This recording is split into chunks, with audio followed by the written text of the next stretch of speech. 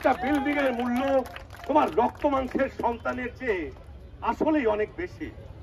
তখন চুমু খেয়েও ওই ইট সিমেন্টের শরীরে গাড়িগুলোকে পাশে শুইয়ে দিও হাত বুলিয়ে, পদ্মা সেতুটাকে পাঠিও ভার্সিটিতে, পাবলিকে নয় প্রাইভেটে, আর রাতে ঘরে ফেরার অপেক্ষা করো প্রিয় ওভারব্রিজটার, স্টেশনটার, মুখে ভাত তুলে খাইয়ে দিও বিটিভিটাকে, বাবা বলে ডেকো শখের মেট্রো রেলটাকে।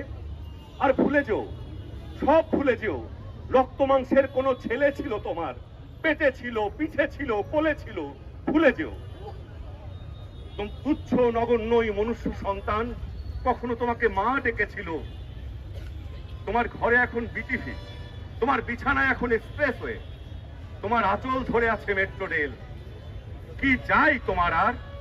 যাও চুমু খেয়ে নাও ভবনটাকে, চেয়ারটাকে, হেলিকপ্টারটাকে, তারপর ঘুমিয়ে যাও। সকালে আবার তোমার বিল্ডিং গুলোর ক্লাস আছে।